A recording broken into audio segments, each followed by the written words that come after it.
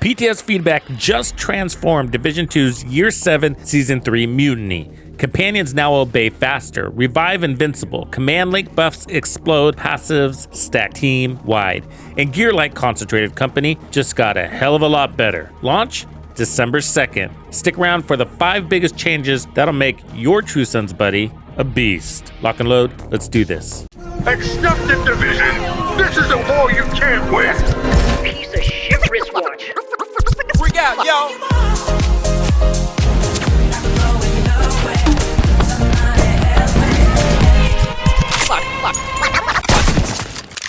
Bandidos, what up? Your boy Tux here. Year 7 Season 3 Mutiny launches December 2nd, and PTS Feedback turned it from really rough to ready. Devs reviewed every comment, prioritized the urgent stuff, and polished hard. During my PTS review, we created a lot of boxes. The devs checked them all off. Companions, those True Sons defectors you recruit, are the star in this coming season. They are the seasonal modifiers. PTS made them sort of like randos, not sidekicks, and the devs say they're excited for you to experience it. They're looking forward to more feedback so that they can keep refining for future returns. Maybe a permanent companion. So let's hit the 5 biggest changes coming with Mutiny. Change 1, behavior and responsiveness. Companions actually listen now.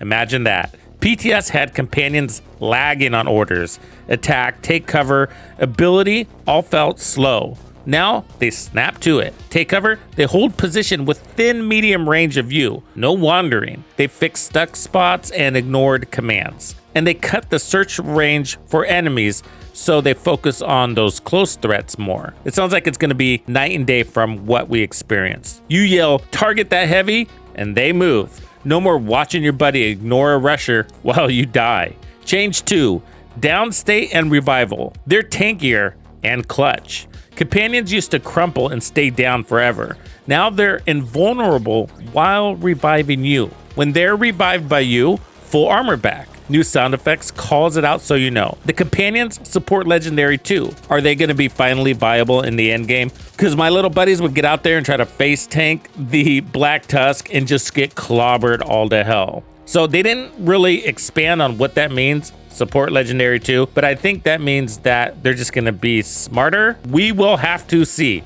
Change 3, command link. Teamwork buffs hit hard. The meter next to your health fills on shared kills, orders, assists, revives, full bar triggers the active. That special ability your companion has. Well, one good thing is that your command link abilities can no longer be triggered out of combat, which is really good because sometimes you accidentally use them.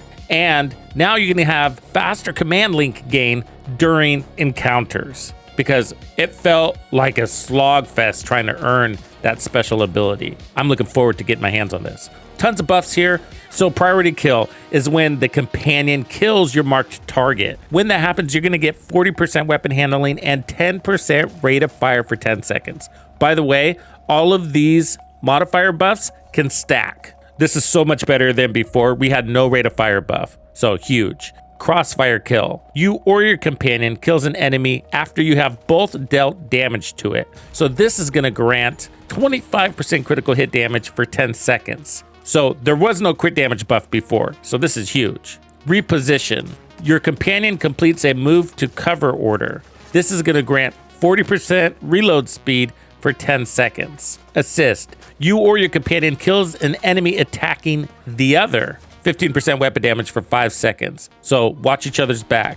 Buddy aid. You or your companion revives the other during combat. This is going to grant 35% bonus armor. Hopefully we don't need that, but it's going to happen. And then collateral. Your companion kills an enemy on their own. This is going to award straight meter juice. All stacked durations, so spam teamwork, snowball buffs. I would like to see a little bit more on that rate of fire, but this is a ton better than it was before. Change 4, passive recruits and actives, team buffs, and ability glow-ups. So now when you recruit companions, you're going to get passive buffs, and you'll get those buffs even when your companion isn't active, as long as the global modifier is active. Assaults will give you 1.5% gain in weapon damage each, up to a 15% max. Medics plus 2% hazard protection, up to 20%. Engineers, 1.5% skill efficiency up to 15%. These are bonuses while the global modifier is active, and recruited companions will grant these passive bonuses even when no companion is spawned. So this plus the command link teamwork buffs together sound like they're going to feel pretty darn good. They also tuned the companions actives. So the assault dude is the one with the bald head and the RPG. Yeah, that's going to be more accurate and responsive with the bigger radius.